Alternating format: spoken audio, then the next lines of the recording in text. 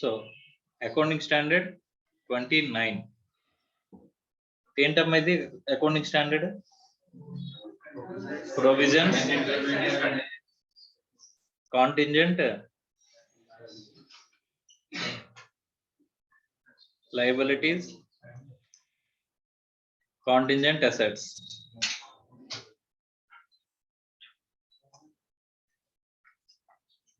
So normal గా మనకు తెలిసిన దాని ప్రకారం చూద్దాం. ప్రొవిజన్ అంటే ఏంటమ్మా? ప్రొవిజన్ అంటే దేన్ని క్రియేట్ చేస్తాం?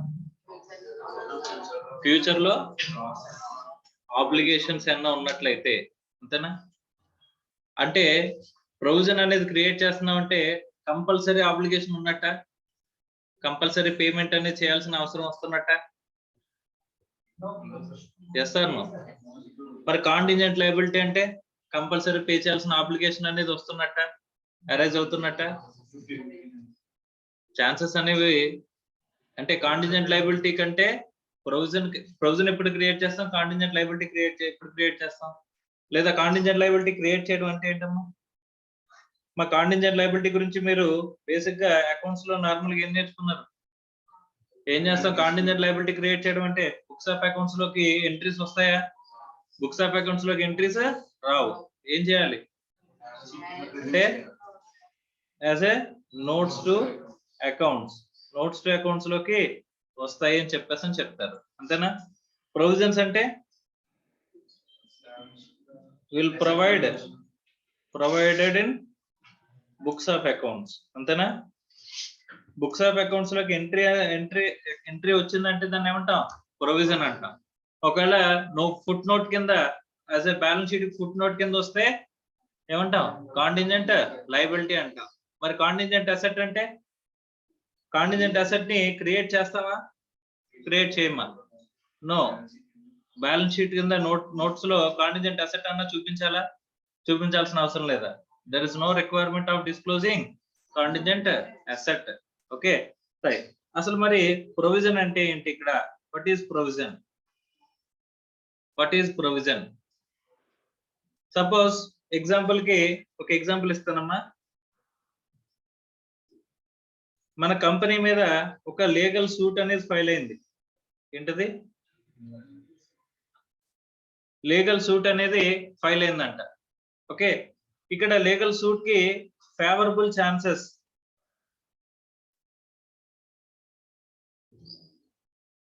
దేనికమ్మా? లూజ్ అవడానికి ఫేవరబుల్ ఛాన్సెస్ ఏంటంట? 80% అంట. ఫేవరబుల్ ఛాన్సెస్ అన్నారు కదా సార్, అంటే మోస్ట్ లైక్లీ ఛాన్సెస్ దేనికి జరగడానికి? ఏం జరగడానికి? ఓడిపోవడానికి. ఓకేనా? ఓడిపోవడానికి ఛాన్సెస్ ఏంటంట? 80% అంట.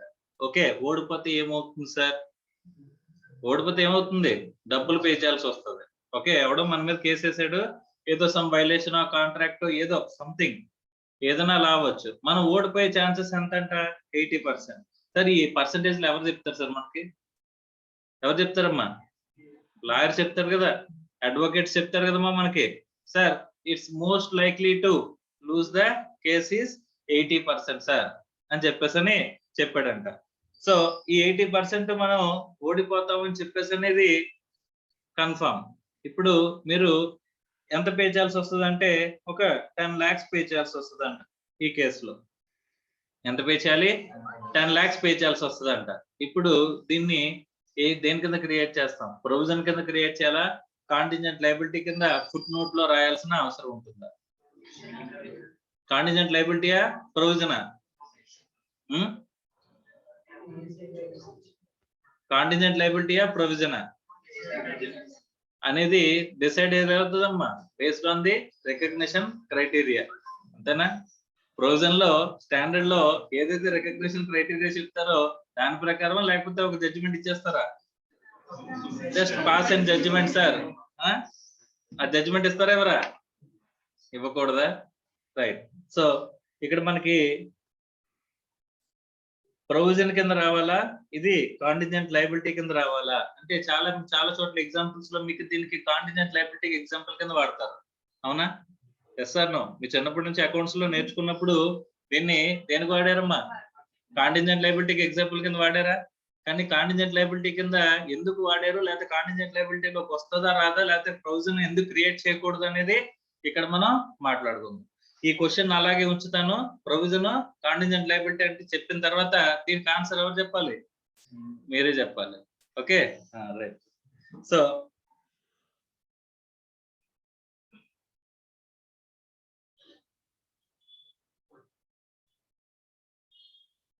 అకౌంటింగ్ స్టాండర్డ్ 29 అంటమ్మా, provisions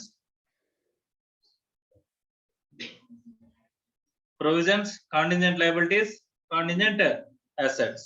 AS 29 revised is to ensure that appropriate recognition criteria and measurement basis are applied to provisions and contingent liabilities, and sufficient information is disclosed in the notes to accounts of the financial statements to enable the users to understand their nature, timing and amount. ఏంటి contingent liabilities, provisions కి సంబంధించిన proper disclosure జరగాలి, proper understanding to the users of the financial statements ఉండాలి. అంటే కనుక మనం ఏం చేయాలంటమ్మా, we need to ఇక్కడ study accounting standard 29. AS 29 should be applied in accounting for the provisions on contingent liabilities and in dealing with the contingent assets other than. వీటి గురించి మనకు మాట్లాడలేదంట, మిగతా అన్నిటి గురించి అకౌంటింగ్ స్టాండర్డ్ 29 చెప్తుందంట. మనం ప్రతి స్టాండర్డ్ లోనే ఎక్స్క్లూజన్స్ చూస్తున్నాం కదమ్మా, అలాగే. So those resulting from financial instruments that are carried at fair value, those resulting from executory contracts except where contract is onerous, those arising in insurance enterprises from the contracts with the policy holders, and those covered by any other accounting standard. ఏదైనా accounting standard లో provisions గురించి ముందే చెప్తున్నారు అనుకో, మళ్ళీ accounting standard 7 లో మనం మాట్లాడుకున్నాం ఏంటి, ఫ్యూచర్ లో లాస్ వస్తుందని చెప్పేసి అని ముందే మనకి తెలిస్తే ఏ ఇయర్ కి ఆ ఇయర్ మనం ఏం చేసుకుంటున్నామమ్మా, టోటల్ కాంట్రాక్ట్ రెవెన్యూని, టోటల్ కాంట్రాక్ట్ ఎక్స్పెన్స్ ని మనం ఏ ఇయర్ కి ఆ ఇయర్ ఎవాల్యుయేట్ చేసుకుంటున్నామా, బై ఎస్కలేషన్స్, మనకి పెనాల్టీస్ అన్ని క్యాలిక్యులేట్ చేసుకుని, టోటల్ ఎక్స్పెండిచర్స్ అన్ని క్యాలిక్యులేట్ చేసుకుని ఏ ఇయర్ కి ఆ ఇయర్ ప్రాఫిట్ వస్తుందా లాస్ వస్తుందా చూసుకుంటున్నాం. అసలు ప్రాజెక్ట్ స్టార్ట్ అవ్వకుండానే మనం అనలైజ్ చేసుకుని ఒకవేళ లాస్ వస్తుందంటే ఏం చేయమన్నారమ్మా, ప్రొవిజన్ క్రియేట్ చేసామన్నారా? అర్థమైందా? సో అసలు లాస్ అనేది అంటే మనం ఇంకా ప్రాజెక్ట్ ఎగ్జిక్యూషన్ లోకి వెళ్ళాలా, ఎగ్జిక్యూషన్ లోకి వెళ్లకుండానే మనం యాక్సెప్ట్ చేసిన కాంట్రాక్ట్ వల్ల లాస్ వస్తుందని చెప్పేసి మనకు తెలిస్తే total revenue minus total expense చేస్తే ఏమొచ్చిందంట, లాస్ వస్తుంది అనుకుంటే ఇమీడియట్ గా ప్రొవిజన్ క్రియేట్ చేసేయండి అని చెప్పేసి చెప్పారా చెప్పలేదమ్మా? Yes or no? Yes. So కాబట్టి అకౌంటింగ్ స్టాండర్డ్ 7 లో స్పెసిఫిక్ గా మనకి ప్రొవిజన్స్ గురించి మాట్లాడుతున్నారు. AS 9 లో ప్రొవిజన్ గురించి మాట్లాడుతున్నాం. AS 15, AS 19, AS 22 ఇవన్నిటి కూడా ఇక్కడ కూడా మనకి ప్రొవిజన్స్ కాంటింజెంట్ లయబిలిటీస్ గురించి మాట్లాడుతున్న చోట మళ్ళీ ఇక్కడ తీసుకొచ్చి అప్లై చేయొద్దు అని చెప్పేసి అని చెప్తున్నాడు. Okay, right.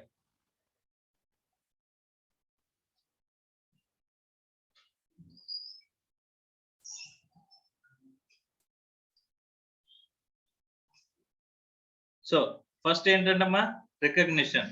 మా ప్రొవిజన్ ని ఎప్పుడు రికగ్నైజ్ చేయాలి, ప్రొవిజన్ ని ఎప్పుడు రికగ్నైజ్ చేయాలి. A provision should be recognized when an enterprise has a present obligation as a result of past event. Already ఇంత ముందు జరిగిపోయిన ఈవెంట్ కి ఇప్పుడు ఏమంటే ప్రెసెంట్ ఆబ్లిగేషన్ అనేది ఉంటే ఇమీడియట్ గా ఏం చేయాలంట, we should create a provision. అర్థమైందా? అంటే ఖచ్చితంగా ఇక్కడ ప్రెసెంట్ ఆబ్లిగేషన్ ఉండి తీరాలా సార్? ఎస్. మా ప్రెసెంట్ ఆబ్లిగేషన్ అనేది ఉంటేనే ప్రొవిజన్, ప్రెసెంట్ ఆబ్లిగేషన్ లేకపోతే ప్రొవిజన్ కాదు. ఆబ్లిగేషన్ అంటే ఏంటి, ఆబ్లిగేషన్ అంటే ఏంటి, to pay some liability. Okay, present ఈ రోజు నీకు ఆబ్లిగేషన్ ఉందా లేదా అని చెప్పేసి చూడాలంటాం. Okay, it is probable that an outflow of resources embodying economic benefits will be required to settle the obligation. ఇక్కడ ప్రాబబుల్ వేరు, పాసిబుల్ వేరు. ప్రాబబుల్ అంటే మోర్ లైక్లీ ఛాన్సెస్, పాసిబుల్ అంటే లెస్ లైక్లీ ఛాన్సెస్. పాసిబుల్ అంటలేదు అక్కడ, వర్డింగ్ ఏ వాడాడు, probable obligation. మా present obligation ఉంది, ఆ ప్రెసెంట్ ఆబ్లిగేషన్ ఉండడంతో పాటుగా మనకి ప్రాబబుల్ ఛాన్సెస్ ఆఫ్ అవుట్ఫ్లో కూడా ఉన్నది. మా ప్రాబబుల్ ఛాన్సెస్ ఆఫ్ అవుట్ఫ్లో కూడా మనకి ఎగ్జిస్టెన్స్ లో ఉన్నదంట. ప్రెసెంట్ ఆబ్లిగేషన్ ఉండాలి, దాని నుంచి ఖచ్చితంగా ఎకనామిక్ బెనిఫిట్స్ అనేవి బయటికి వెళ్ళిపోతాయి అని చెప్పేసనే అమ్మ వెళ్ళిపోయినవా, వెళ్ళిపోతే డైరెక్ట్ గా లైబిలిటీ అనే రాసేస్తాం, అవునా కదా. సో వెళ్తాయి అని చెప్పేసి ఇన్సూరెన్స్ ఉంది, ఖచ్చితంగా వెళ్తాయి అనేది ఇన్సూరెన్స్ అయితే ఉంది. ప్రెసెంట్ ఆబ్లిగేషన్ ఉంది, ఎగ్జిస్టింగ్ ఆబ్లిగేషన్ ఉంది. తర్వాత ఖచ్చితంగా దీని నుంచి ఏం వెళ్తాయి, అవుట్ ఫ్లో అనేది వెళ్తుంది అనేది ఉందమ్మా. సపోజ్ ఎగ్జాంపుల్ కి మీ దగ్గర ఒక ఎంప్లాయీ జాయిన్ అయ్యాడు, మీ దగ్గర ఒక ఎంప్లాయీ జాయిన్ అయ్యాడమ్మా. జాయిన్ అవ్వగానే వాడు 6 years కి కాంట్రాక్ట్ అనేది రాశాడు. ఓకే, 6 years కి కాంట్రాక్ట్ అనేది రాశాడు అనుకుందాం సపోజ్. ఓకే, రాస్తే ఇప్పుడు మీకు 5 years దాటితే గ్రాట్యుటీ పే చేయాలి. గ్రాట్యుటీ అనేది ఎప్పుడు పే చేస్తామమ్మా, 5 continuous periods ఆఫ్ వర్క్ అనేది కనుక చేస్తే మన దగ్గర ఒక ఎంప్లాయీకి గ్రాట్యుటీ అనేది ఖచ్చితంగా పే చేయాలి. వాడు జాయిన్ అయ్యాడా, జాయిన్ అవ్వలేదా, 6 years కి కాంట్రాక్ట్ రాసాడా రాయలేదా, రాశాడు కదా. సో ఇప్పుడు వాడికి 5 years కంటే ఎక్కువ ఉంటే కనుక గ్రాట్యుటీ పే చేయాల్సిన ఆబ్లిగేషన్ ఉందా లేదా, yes or no, is it clear or not. అంటే ప్రెసెంట్ ఆబ్లిగేషన్ ఉన్నదా, అంటే వాడికి మన దగ్గర పని చేస్తున్నాడు కదా, is it a present obligation or not. And future అంటే ఫ్యూచర్ లో ఎకనామిక్ బెనిఫిట్స్ అనేవి ఖచ్చితంగా బయటకు వెళ్ళే అవకాశం ఉందా లేదా, అది ప్రాబబుల్ ఛాన్సా పాసిబుల్ ఛాన్సా, ఏ ఛాన్స్ అమ్మా, ప్రాబబుల్ ఛాన్స్. అంటే అది కంటిన్యూస్ గా 5 years కనుక ఉంటే ఖచ్చితంగా వెళ్తాయి కదా అవుట్ ఫ్లోస్, అవునా కదా. సో అలాంటప్పుడు ప్రెసెంట్ ఆబ్లిగేషన్ అండ్ దానివల్ల ఎకనామిక్ బెనిఫిట్స్ అనేవి ఫ్యూచర్ లో ఖచ్చితంగా బయటకు వెళ్తాయి అనుకుంటే ఇప్పుడు వెళ్ళిపోయినాయా, వెళ్ళలేదు కదమ్మా. వెళ్తాయి అనుకుంటే దానికి సంబంధించిన ప్రొవిజన్ క్రియేట్ చేయాలా లేదా, రికగ్నిషన్ అంటే yes or no, yes or no, yes, clear, right. And reliable estimate can be made on the amount of obligation. Sir ఎంత పే చేయాలో తెలుసా, ఎంత పే చేయాలో తెలుసా అంటే మనం అప్పుడు 5 years కనుక కంటిన్యూస్ పీరియడ్ వర్క్ చేస్తే ఎంత పే చేయగలమో రిలయబుల్ గా మెజర్ చేయగలమా, దానికోసమే యాక్చురియల్ వాల్యుయేషన్ అంటాడమ్మా. ఏమంటాడు, యాక్చురియల్ వాల్యుయేషన్, యాక్చువల్ వాల్యూయర్ అని ఒకడు ఉంటాడు. Okay, it is A statistics లో ఒక సపరేట్ డివిజన్ అమ్మా. అది స్పెసిఫిక్ గా చదివిన వాళ్ళు ఉంటారమ్మా. ఆ చదివిన వాడు యాక్చువల్ వాల్యుయేషన్ రిపోర్ట్ ఇస్తాడమ్మా. వాడు యాక్చువల్ వాల్యుయేషన్ రిపోర్ట్ లో నీకు ఎంత పే చేయాల్సిన అవసరం ఉంటుంది అనేది క్లియర్ గా మెన్షన్ చేస్తాడమ్మా. Okay, clear. సో అలాగా నువ్వు పే చేయాల్సిన అప్లికేషన్ అనేది రిలయబుల్ గా మెజర్ చేయగలిగితే నీకు ఈ రోజున ప్రెసెంట్ ఆబ్లిగేషన్ ఉంది కాబట్టి ఆడ ఎంప్లాయీ జాయిన్ అయ్యాడు కాబట్టి అదే ఫ్యూచర్ ఎకనామిక్ బెనిఫిట్స్ అనేవి బయటకు వెళ్తాయని చెప్పేసి నమ్మకం ఉంది కాబట్టి వెళ్తాయి అమ్మా. కాబట్టి కంపల్సరీగా నువ్వేం క్రియేట్ చేయాలంట, ప్రొవిజన్ క్రియేట్ చేయాలంట. సార్ ఒకవేళ వాడు 6 years కి అగ్రిమెంట్ రాశాడు అన్నారు కదా, ఒకవేళ అగ్రిమెంట్ రాయకపోతే, అగ్రిమెంట్ ఏం రాయలా కానీ ఎంప్లాయీ జాయిన్ అయిన వెంటనే నేను వాడికి గ్రాట్యుటీ 5 years తర్వాత పే చేయాల్సి వస్తుంది అనేది దాంతో ఇప్పుడు నేను ప్రొవిజన్ క్రియేట్ చేసుకోవచ్చా, చేయొచ్చా లేదా అమ్మా. ఒక ఎంప్లాయీ జాయిన్ అయ్యాడంటే వాడు ఖచ్చితంగా 5 years కనుక తర్వాత 5 years కంటిన్యూస్ పీరియడ్ ఆఫ్ వరకు మీ దగ్గర ప్రొవైడ్ చేశాడంటే ఖచ్చితంగా మీరు పే చేయాల్సిన ఆబ్లిగేషన్ ఉంటుందా ఉండదా, it a present obligation or not. Employee joining అయిపోయింది కాబట్టి it is a present obligation, వాడు మనకు ఆబ్లిగేషన్ కింద లెక్క కదా. ఫ్యూచర్ లో ఎకనామిక్ బెనిఫిట్స్ అనే ఎకనామిక్ రిసోర్సెస్ అనేవి బయటకు వెళ్తాయనే నమ్మకం మీకు ఉందా లేదా, నమ్ముతారా నమ్మరా. సార్ వీడు జాయిన్ అయ్యాడు సార్, వీడు 5 ఏళ్ళ కంటే ఎక్కువ పని చేయడు సార్ నా దగ్గర, 5 ఏళ్ళ లోపలనే మానేస్తాడు సార్ అని చెప్పేసి మీకు నమ్మకం ఉందనుకోమ్మా. అప్పుడేంటి future economic benefits for the gratuity మీరు ఎక్స్పెక్ట్ చేస్తున్నట్టు చేయనట్టు. 5 years లోపల మానేస్తాడు అనుకుంటున్నారు కదా, కానీ 5 years దాటేసి ఉంటాడు అని చెప్పేసి మీరు రెజ్యూమ్ చేసుకుంటే అప్పుడు ఏం చేయాలి అంటే వాడు ప్రెసెంట్ ఆబ్లిగేషన్ లో జాయిన్ అయ్యాడు అంటే ఆబ్లిగేషన్ వాడు, దానివల్ల ఫ్యూచర్ ఎకనామిక్ బెనిఫిట్స్ అనేవి బయటకు వెళ్తాయని మీకు నమ్మకం ఉందా లేదా, ప్రాబబుల్ ఛాన్సెస్ పాసిబుల్ ఛాన్సెస్ ఏంటమ్మా, ప్రాబబుల్ ఛాన్సెస్. అంటే సార్ కంటిన్యూస్ గా అంటే జాయిన్ అయిన ప్రతి ఒక్కడిని జనరల్ గా కంపెనీస్ ఏం చేస్తాయంటేనమ్మా, జాయిన్ అయిన ప్రతి ఒక్కడు కూడా 5 years కంటే ఎక్కువ వర్క్ చేస్తాడని చెప్పేసి అజంప్షన్ లో ఉంటాయి. ఓకే, ఎందుకంటే ఖచ్చితంగా ఒకవేళ పని చేస్తే 5 years దాటి పని చేస్తే గ్రాట్యుటీ పే చేయాల్సిన అవసరం ఉంటుందా లేదా, అందుకోసం అని చెప్పేసి వాళ్ళు ప్రాబబుల్ ఛాన్సెస్ కింద చూస్తారమ్మా. ఒకవేళ మీరు కనుక పాసిబుల్ ఛాన్సెస్ అంటే నా దగ్గర జాయిన్ అయినోడు ఎవడు 5 సంవత్సరాలు కాదు కదా 3 సంవత్సరాలు కూడా పని చేయడు, ఓకే, మన గురించి మనకు నమ్మకం ఎక్కువ కదా, అందుకోసమని. సో అనుకుంటే కనుక no need to create provision for gratuity. But if you are probable that అంటే probable outflow of economic resources బయటికి పోతాయని చెప్పేసి అని ప్రాబబుల్ అవుట్ఫ్లో ఉన్నట్లయితే అప్పుడు ఏం చేయాలంటమ్మా, నువ్వు కాస్ట్ ని రిలయబుల్ గా మెజర్ చేయగలవా లేదా చూడాలి. ఎంత వెళ్ళిపోతుందో నువ్వు రిలయబుల్ గా మెజర్ చేయగలవా లేదా చూడాలంట. సార్ మెజర్ చేయగలను అనుకుంటే కనుక క్రియేట్ ఏ ప్రొవిజన్. అర్థమవుతుందా మా? ఇక్కడ ఏమి 3 ఆస్పెక్ట్స్ చెప్తున్నాడు. ఒకటేంటి ప్రెసెంట్ ఆబ్లిగేషన్, రెండోదేంటి ప్రాబబుల్ అవుట్ఫ్లో, మూడేంటి మెజర్మెంట్. ఎంత అవుట్ఫ్లో ఉంటుంది అనేది రిలయబుల్ గా మెజర్ చేయగలమా, ఈ 3 ఉంటే create a provision. Is it clear or no? ఇక్కడ ప్రెసెంట్ ఆబ్లిగేషన్ ఉందా లేదా అని చెప్పేసి ఎలా చెక్ చేస్తామమ్మా? ప్రెసెంట్ ఆబ్లిగేషన్ ఉందా లేదా? ఎగ్జాంపుల్ కి ఎంప్లాయీని మనకి గ్రాట్యుటీ పే చేయాలా లేదా అని చెప్పేసి అంటే ఎంప్లాయీ జాయిన్ అయ్యాడా జాయిన్ అవ్వలేదా? ఆడు జాయిన్ అవ్వగానే మనకు ఆబ్లిగేషన్ క్రియేట్ అవుతుందా అవదా? Yes or no? ఎంప్లాయీ మన ఆబ్లిగేషనే కదమ్మా. మరి ఆడు 5 years ఉంటాడా లేదా అనేది that is probable or possible. అంటే ఎకనామిక్ రిసోర్సెస్ అనేవి బయటకు వెళ్తాయా లేదా అనేది ప్రాబబుల్ ఛాన్సెస్ కింద ఉండొచ్చు, పాసిబుల్ ఛాన్సెస్ కింద ఉండొచ్చు. అర్థమైందా? దాని మెజర్మెంట్ ఆఫ్ కాస్ట్ అనేది మనకి తెలియచ్చు, తెలియకపోవచ్చు. ఓకే, అందులో మనం తీసుకుంటే ఆడు జాయిన్ అయ్యాడు, ప్రెసెంట్ ఆబ్లిగేషన్, తర్వాత వాడికి పే చేసే ఛాన్సెస్ ఖచ్చితంగా ఎక్కువ ఉన్నాయి అంటే ప్రాబబుల్ ఆబ్లిగేషన్. ఓకే, సో తర్వాత ఆడికి ఎంత పే చేయాల్సి వస్తుంది అనేది యాక్చువల్ వాల్యూర్ మనకి క్లియర్ గా చెప్పాడు, ఎంత అమౌంట్ వస్తుంది అని చెప్పేసి. అంటే అది కూడా మనకి రిలయబుల్ అమౌంట్. అర్థమైందా? ఈ 3 కనుక ఉన్నట్లయితే ఇమీడియట్ గా ఏం చేయమంటున్నాడమ్మా, recognition.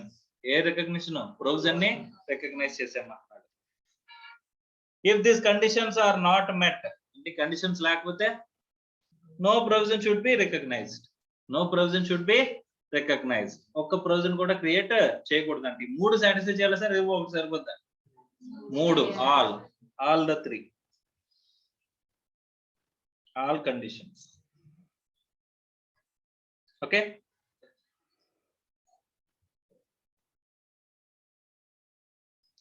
Sir present obligation. An enterprise determines whether present obligation exists as on the balance sheet date by taking into account all available evidence. అంటే all available evidence ని బేస్ చేసుకుని అక్కడ present obligation ఉందా లేదా అనేది డిసైడ్ చేసుకోవాలంట. అర్థమైందా? ఇక్కడ మనకి present obligation ఉంది అని చెప్పేసి ఎలా డిసైడ్ చేస్తాం sir? On the basis of such evidence where it is more likely than not that a present obligation exists as of the balance sheet date, the enterprise recognizes a provision. Okay, if recognition criteria is met. Where it is more likely that no present obligation exists as on the balance sheet date, enterprise discloses as a contingent liability unless the possibility of outflow of resources embodying economic benefits is remote అని చెప్పేసి అంటున్నాడు. అంటే ఇక్కడ present obligation ఉంది అని చెప్పేసి అంటే immediate గా ఏం చేయాలంట, ప్రొవిజన్ క్రియేట్ చేయాలి. ఒకసారి చెప్పండి, ప్రొవిజన్ అనేది ఎప్పుడు వస్తుంది? ప్రెసెంట్ ఆబ్లిగేషన్ ఉండాలి. Present obligation based on past events. Past events. Okay, తర్వాత దీని నుంచి ప్రెసెంట్ ఆబ్లిగేషన్ ఉన్నదా? ఉంది. దాని తర్వాత ఏముండాలి? ప్రాబబుల్ అవుట్ఫ్లో, అంటే డబ్బులు ఖచ్చితంగా ఏంటి? అవుట్ఫ్లో ఆఫ్ ఎకనామిక్ రిసోర్సెస్, అంతేనా? Economic resources. సార్ డబ్బులు ఖచ్చితంగా బయటికి పోతాయని అనిపిస్తుంది, ప్రాబబుల్ అంటాం. సార్ బయటికి పోవడానికి ఛాన్సెస్ తక్కువ సార్ అంటే పాసిబుల్ అంటాం. Okay right. ప్రాబబుల్ అంటే ఏం చేయమంటున్నాడమ్మా? మనం తర్వాత నెక్స్ట్ ఏంటి, కాస్ట్ ని రిలయబుల్ గా మెజర్ చేయగలుగుతున్నామా? మెజర్ చేయగలుగుతున్నామా? మెజర్ చేస్తే ప్రొవిజన్. మెజర్ చేస్తే ప్రొవిజన్. సార్ ప్రాబబుల్ అవుట్ఫ్లో లేదు సార్, ఏంటి? పాసిబుల్ అవుట్ఫ్లో ఉంది. ఏంటది? Possible outflow. ప్రెసెంట్ ఆబ్లిగేషన్ ఉందా? ఎస్, ప్రెసెంట్ ఆబ్లిగేషనే. బట్ ఏంటంట, పాసిబుల్ అవుట్ఫ్లో, ప్రాబబుల్ అవుట్ఫ్లో కాదు. ఓకే, పాసిబుల్ అవుట్ఫ్లో అంటే లెస్ లైక్లీ ఛాన్సెస్, ప్రాబబుల్ అంటే మోర్ లైక్లీ ఛాన్సెస్. అర్థమైందా? లెస్ లైక్లీ ఛాన్సెస్ అంటే అవుట్ఫ్లో ఉంటే దాన్ని ఏమంటున్నారమ్మా? Contingent liability. ఓకే, అసలు పాసిబుల్ ఛాన్సెస్ కూడా లేవు సార్, రిమోట్ ఛాన్సెస్.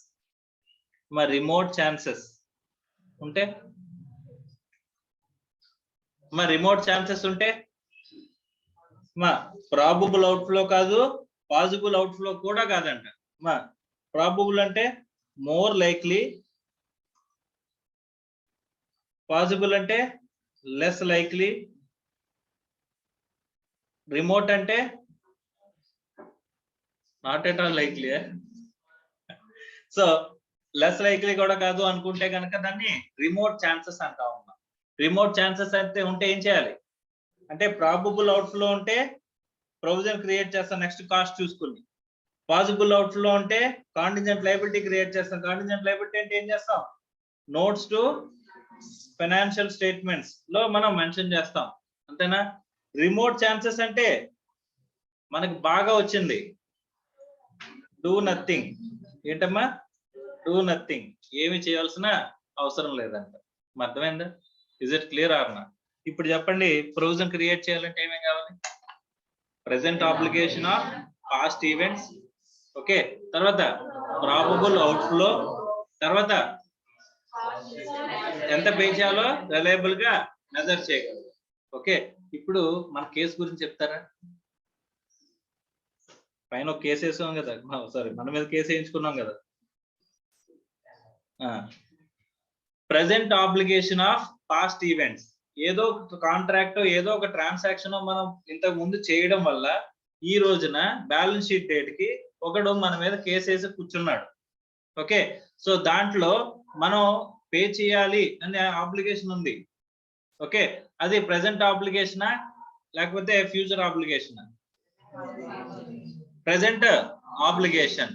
ఓకే, ఇక్కడ ఎకనామిక్ రిసోర్సెస్ అవుట్ఫ్లో అనేది జరగడానికి ప్రాబబుల్ ఛాన్సెసా, పాసిబుల్ ఛాన్సెసా? ప్రాబబుల్ ఛాన్సెసా, పాసిబుల్ ఛాన్సెసా? అవును, ఇక్కడ జడ్జిమెంట్ వచ్చిందా? జడ్జిమెంట్ వచ్చిందా? జడ్జిమెంట్ వచ్చేస్తే ప్రెసెంట్ ఆబ్లిగేషనా, జడ్జిమెంట్ రాకపోతే ప్రెసెంట్ ఆబ్లిగేషనా?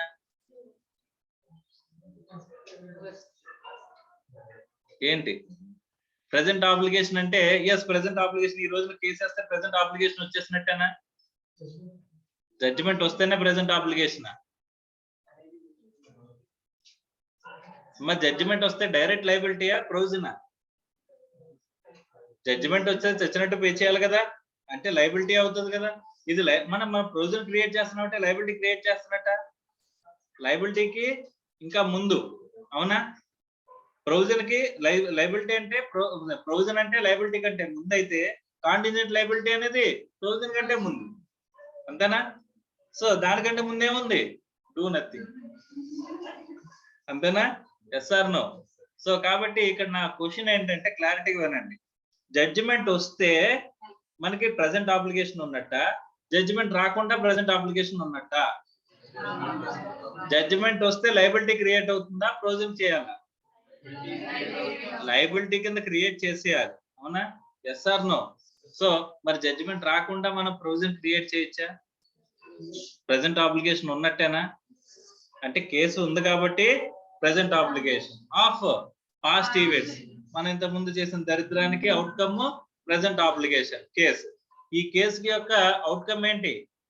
ప్రాబబుల్ ఛాన్సెసా, పాసిబుల్ ఛాన్సెసా? ఎలా చెప్తున్నారు ప్రాబబుల్ ఛాన్సెస్ అని? లాయర్ చెప్పాడు ఏమని? శుభవార్త, 80% ఫేవరబుల్ ఛాన్సెస్. దేనికి? ఓడిపోవడానికి. ఓకేనా?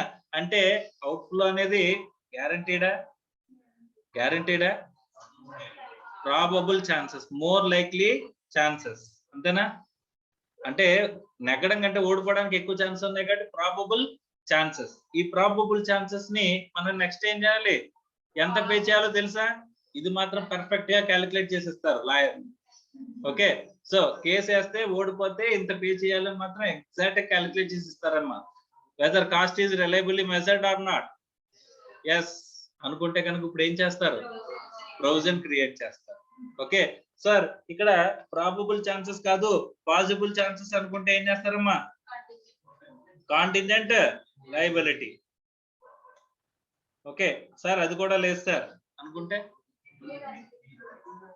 ఏం చేయరు కదా, రైట్. ఒక్కొక్కసారి ఏం చేయకపోవడం మంచిది, అంతే కదా.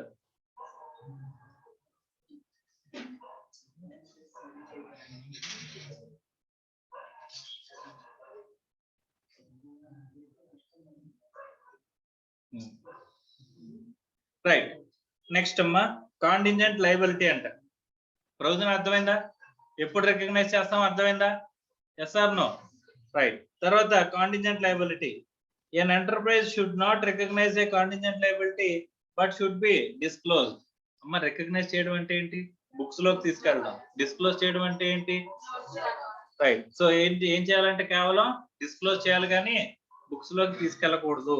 ఏ contingent liability is disclosed unless possibility of outcome of resources embodying the economic benefits is remote. అంటే పాసిబిలిటీ ఛాన్సెస్ అనేవి బయటికి వెళ్ళిపోవడం అనేది రిమోట్ ఛాన్సెస్ లేకపోతే అప్పుడు ఏం చేయాలంట, కాంటింజెంట్ లయబిలిటీ క్రియేట్ చేయాలంట. అర్థమైందా, is it clear or not. Where an enterprise is jointly and severally liable for an obligation, the part of the obligation that it is expected to be met by other parties is treated as a contingent liability. The enterprise recognizes a provision for the part of obligation for which an outflow of resources embodying economic benefits is probable, except in extremely rare circumstances where no reliable estimate can be made. ఇక్కడ ఏమంటున్నాడంటే simple గా probable chances of outflow ఉంటే కనుక తీసుకెళ్ళి ఏం చేయమంటున్నాడు, provision create చేసుకోండి. Remote chances అయితే ఏమి చేయకండి, పాసిబుల్ ఛాన్సెస్ ఉంటే తీసుకెళ్లి కాంటింజెంట్ లయబిలిటీ కింద డిస్క్లోజ్ చేయండి. Contingent liabilities may develop in a way not initially expected, therefore they are assessed continuously to determine whether outflow of resources embodying economic benefits has become probable. అంటే ఎప్పటికప్పుడు contingent లయబిలిటీని మనం ఏం చేసుకోవాలంట, outflow అనేది probable గా ఉందా లేదా అని చెప్పేసి ఎప్పటికప్పుడు రివ్యూ చేసుకోవాలంట. ఎప్పుడైనా పాసిబుల్ నుంచి ప్రాబబుల్ కి వెళ్ళిపోయింది అనుకోమ్మా, ఇమీడియట్ గా బుక్స్ లోకి ప్రొవిజన్ కింద వెళ్ళిపోవాలి. అర్థమైందా, ఎప్పటికప్పుడు ఆ పాసిబిలిటీ అనేది ప్రాబబుల్ గా మారుతుందా లేదా అని చెప్పేసి మనం చెక్ చేసుకోవాలంట. వన్స్ ప్రాబబుల్ అనేది అయి వచ్చింది అనుకుంటే కనుక ఇమీడియట్ గా తీసుకెళ్ళి ఏం చేయాలి, ప్రొవిజన్ క్రియేట్ చేయాలి, బుక్స్ లోకి తీసుకెళ్ళిపోవాలి. లేకపోతే అప్పటి వరకు డిస్క్లోజర్ లోనే ఉంచాలంట. అర్థమైందా. If it becomes probable then outflow of future economic benefits will be required for an item previously dealt with as a contingent liability. A provision is recognized in the financial statements of the period in which changes in probability occurs. A year లో probability లోకి వచ్చిందో ఆ year లో provision లోకి వెళ్తుంది. అప్పటి వరకు ఎందులో ఉంటది, కాంటింజెంట్ లయబిలిటీలో ఉంటది. అర్థమైందా. సో ఓకే, ట్రీ ఇచ్చాడంటే ట్రీ చూద్దాం. ఓకే, ఇది ఆల్రెడీ మనం చెప్పుకున్నదే, జస్ట్ ఇది ఇచ్చేసాం. అదే ఫ్లో చార్ట్ కింద ఇచ్చాడమ్మా. ఓకే, ఫ్లో చార్ట్ లో ఎప్పుడు కూడా స్టార్ట్ తో మొదలవుతుంది. ఓకే, ఫ్లో చార్ట్ ఐడియా ఉందా మీకు, రైట్, లేకపోతే తర్వాత చూద్దాం. So present obligation as a result of obligating event, అంటే పాస్ట్ ఈవెంట్ వల్ల ప్రెసెంట్ ఆబ్లిగేషన్ ఉందా, ఎస్ సార్ అనుకుంటే నెక్స్ట్ ఏం చూడాలి, ఎస్ అనుకుంటే కనుక ఏం చూడాలి, ప్రాబబుల్ అవుట్ఫ్లో ఉందా, ఎస్ సార్ ప్రాబబుల్ అవుట్ఫ్లో కూడా ఉంది. వెదర్ పేమెంట్ అనేది ఎంత పే చేయాలనేది రిలయబుల్ గా ఎస్టిమేట్ చేయగలుగుతున్నావా లేదా మెజర్ చేయగలుగుతున్నావా, yes sir measure.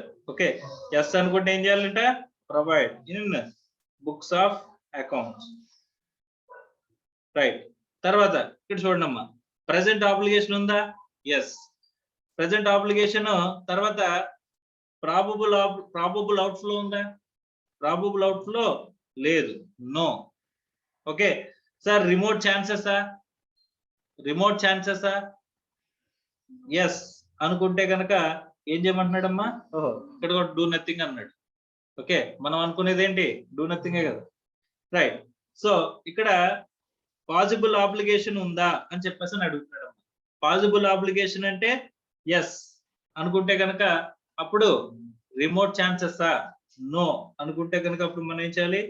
Contingent liability కింద డిస్క్లోజ్ చేయాలి. Sir reliable estimate చేయగలుగుతున్నామా?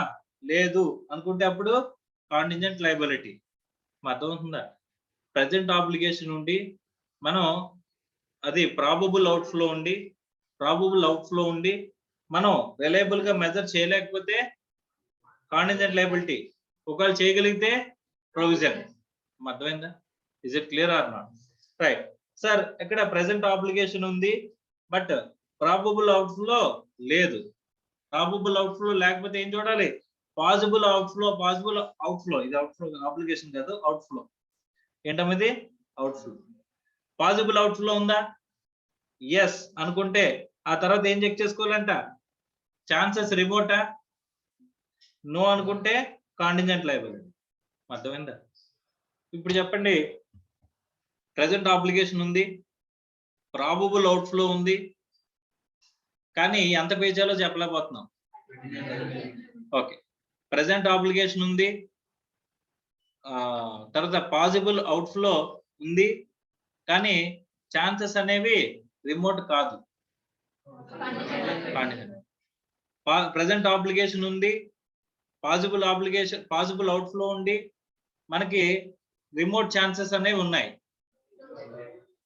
Page economic benefits అనేవి వెళ్ళడానికి రిమోట్ ఛాన్సెస్, అప్పుడు డూ నథింగ్. అర్థమైందా? Clear? Next, so contingent provisions అయినాయి, కాంటింజెంట్ లయబిలిటీస్ అయింది. నెక్స్ట్ ఏంటమ్మా? Contingent assets. అవును, కాంటింజెంట్ అసెట్స్ ఉంటే బుక్స్ లో ఏం చేయాలి? ఏదో చెయ్యాలా? బుక్స్ లో రికార్డ్ చేస్తామా? కొన్ని డిస్క్లోజర్స్ లో తీసుకొస్తామా? ఏం చేయమా? సో ఏం చేయాలో చెప్తున్నాడమ్మా. So contingent assets usually arise from the unplanned or other expected events that give rise to possibility of an inflow of economic benefits to the enterprise. ఈసారి ఇప్పటి వరకు భిన్నంగా మనం ఒకటి మీద కేసేసామంట. ఓకే, సో ఇక్కడ ఫేవరబుల్ ఛాన్సెస్ ఏంటి? విన్ అవడానికి 80% ఉన్నాయంట. ఏమంటామా? 80% ఛాన్సెస్ మనం విన్ అవడానికి ఛాన్సెస్ ఉన్నాయంట. ఓకే, సో మనం ఫస్ట్ ఆఫ్ ఆల్ ఒకటి చెప్పండి, నిజంగా కేసు డిక్లేర్ అయితే రిసీవబుల్ కింద రాసుకుంటామా? కేసు జడ్జిమెంట్ వచ్చేసిందమ్మా, అప్పుడు ఏం రాసుకుంటాం? వాడు మనకి ఇవ్వాలని రాసుకుంటాం లేదా? రాసుకోము, అప్పుడు కూడా రాసుకోము. సో జడ్జిమెంట్ ఇచ్చినా సరే వాడు నిజంగా కంప్లై చేస్తాడో లేదో తెలియదు కదా సార్, అప్పుడు వాడు ఇచ్చేంత వరకు కూడా మనం తీసుకోకూడదు అని అనుకోవచ్చా? బుక్స్ లోకి తీసుకోవాలా? లేదు. సపోజ్ జడ్జిమెంట్ ఇంకా రాలేదు, కానీ మన లాయర్ చెప్పాడు, సార్ విన్ అయిపోతున్నాం సార్, అయిపోయింది సార్, ఆర్డర్కి పని అయిపోయింది, పే చేయాల్సిన అవసరం వస్తుంది అని చెప్పాడు. ఇప్పుడు పరిస్థితి ఏంటి? తీసుకోవాలా అవసరం లేదా? ఇక్కడ ప్రాబబుల్ గా మనకి ఇన్ఫ్లో వచ్చే అవకాశం ఉందా లేదా? ఖచ్చితంగా లాయర్ చెప్పేసాడు 80% మనం విన్ అయిపోతున్నాం సార్ అని చెప్పేసాడు. Okay, so 99% of the lawyers వాళ్ళ క్లయింట్స్ కి ఓడిపోతున్నా సరే ఏం చెప్తారమ్మా? విన్ అయిపోతున్నాం అనే చెప్తారు. అది వేరే విషయం. ఓకే, సో ఇప్పుడు నార్మల్ గా మనం విన్ అయిపోతున్నాం సార్, 80% విన్ అయిపోతున్నాం, అయిపోయినట్టే కేసు, మనకి డబ్బులు వచ్చేస్తాయని చెప్పేసి చెప్పాడు. ఓకే, ఇప్పుడు చెప్పండి, మన బుక్స్ లో record చేసేయమంటారా?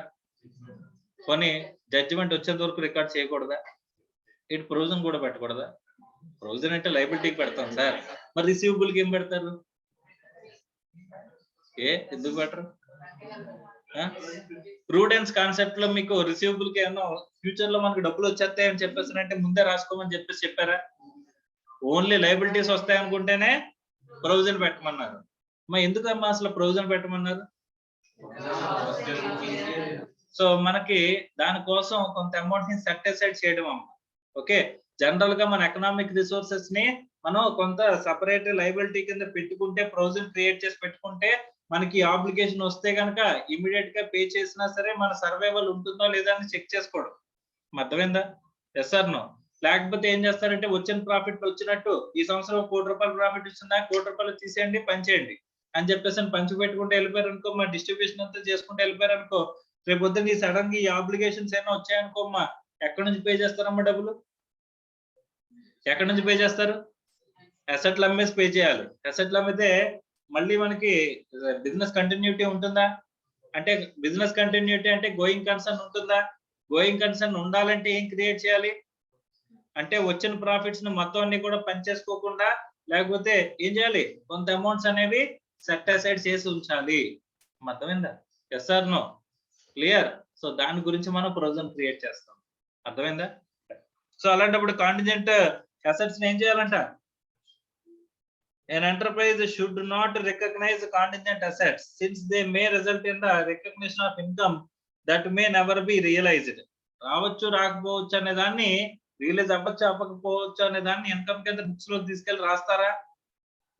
However, when a realization of the income virtually certain, then related asset is not a contingent asset. నిజంగా సర్టెన్ అయిపోయింది, జడ్జిమెంట్ వచ్చేసింది, అదేమన్నా కాంటింజెంట్ అసెట్? అప్పుడు అసలు కాంటింజెంట్ అసెట్ కాన్సెప్ట్ లేదు, డైరెక్ట్ తీసుకెళ్ళి రికార్డ్ చేస్తాం లేదా? And its recognition is appropriate. Judgement వచ్చేసిన తర్వాత మళ్ళీ మనం చూస్తామా రికగ్నైజ్ చేయాలా లేదని చూడాల్సిన అవసరం ఉందా? చూడాల్సిన అవసరం లేదు. A contingent asset is not disclosed in the financial statements. అంటే ఫైనాన్షియల్ డిస్క్లోజర్ కూడా లేదా దీనికి? అంటే బుక్స్ ఆఫ్ అకౌంట్స్ లో తీసుకురావడం లేదు, దీంట్లో కాంటింజెంట్ లయబిలిటీ కింద డిస్క్లోజ్ కూడా లేదంట, డిస్క్లోజర్ కూడా లేదంట. It is usually disclosed in the report of approving authority. ఎక్కడమ్మా? Board of directors. Okay, board of directors report, directors report అంటాం కదమ్మా, ఆ డైరెక్టర్స్ రిపోర్ట్స్ లో చూపించుకుంటారంట. And corresponding approving authority in the case of other enterprise where an inflow of economic benefits is probable. అమ్మా ఇక్కడ contingent asset ని financial statements లో disclosure కింద తీసుకురాకుండా ఎక్కడ చూపించుకోవాలంట? అంటే మరీ ఎక్కువగా చూపించుకోవాలని అనుకుంటే, మేము కేసు వేసాము, మేము విన్ అవుతున్నాము అని చెప్పేసి ఈ షేర్ హోల్డర్స్ కి చెప్పుకోవాలి అని అనుకుంటే ఎక్కడ చూపించుకోవాలంట? బోర్డ్ ఆఫ్ డైరెక్టర్స్ వాళ్ళ డైరెక్టర్ రిపోర్ట్ లో చూపించుకోవాలంట. ఓకే, అంతేగాని ఫైనాన్షియల్ స్టేట్మెంట్స్ లో, నోట్స్ అకౌంట్స్ లో కన్నా తీసుకురావచ్చా? డిస్క్లోజర్ కింద కూడా తీసుకురాకూడదంట.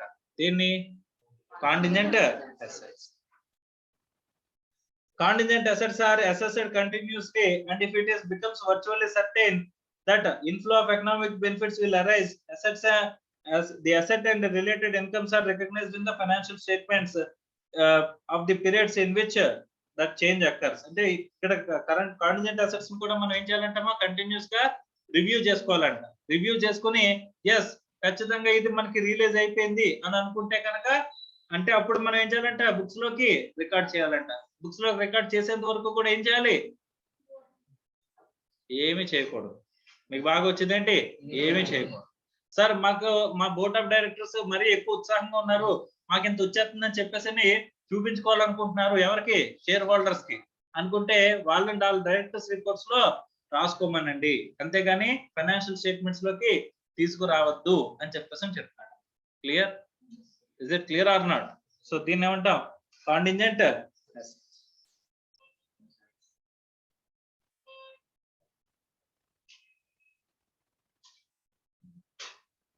Next disclosures. మా డిస్క్లోజర్ చూడండి. For each class of provision and enterprise should disclose ఏంటంట?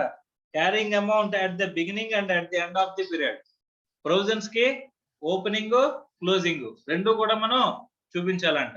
ఎందుకు? మధ్యలో కనుక ప్రొవిజన్ లో లైబిలిటీ అయిపోయింది అనుకోమ్మా, లైబిలిటీ వచ్చేస్తుంది కదా, అందుకని రికన్సిలేషన్ అన్నమాట. అర్థమైందా? సో కొత్తగా కాంటింజెంట్ లైబిలిటీ ప్రొవిజన్ కింద వచ్చింది అనుకో, అది మళ్ళీ యాడ్ అవుతుంది కదా. సో అందుకని రికన్సిలేషన్ చూపించడం కోసం ఓపెనింగ్, క్లోజింగ్ చూపించమంటున్నాడు. అంటే beginning, at the end. Additional provisions made in the period and including increase in existing provisions. కొత్తగా క్రియేట్ చేసిన ప్రొవిజన్స్ చూపించాలంట. కరెంట్ ఇయర్ లో ఇంక్రీజ్ అయిన ప్రొవిజన్స్ గురించి కూడా చెప్పాలంట. Amounts used, incurred and charged against provisions during the period. తర్వాత unused amounts reversed during the period. ఇవన్నీ కూడా మనం ఏం చేయాలంటమ్మా? డిస్క్లోజ్ చేయాలి అని చెప్పేసి చెప్తున్నాడు. అలాగే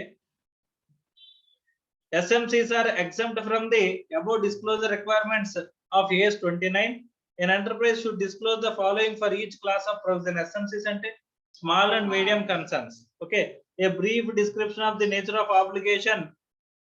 SMCs ante expected timing of the any resulting outflow of economic benefits, indication of uncertainties about the outflows, when where necessary to provide adequate information that should be disclosed in the major assumptions made concerning future events, and amounts of any expected reimbursements stating amount of asset that has been recognized for that expected reimbursements.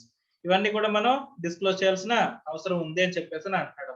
Okay right. So మిగతా అన్ని కూడా నార్మలే. Main disclosures అయితే ఏంటమ్మా, carrying amount చూపించడం, additional గా మనం provision create చేయాల్సింది, ఇయర్ లో లాస్ట్ టైం ప్రొవైడ్ చేసిన ప్రొవిజన్ కంటే ఇంక్రీజ్ అయినవి, తర్వాత అమౌంట్స్ యూజ్డ్, అన్యూజ్డ్ అమౌంట్స్, ఇవి మనం డిస్క్లోజ్ చేస్తే సరిపోతుందండి. అర్థమైందా? So these are the disclosures as per accounting standard 29. Is it clear or not? So this is totally accounting standard 29.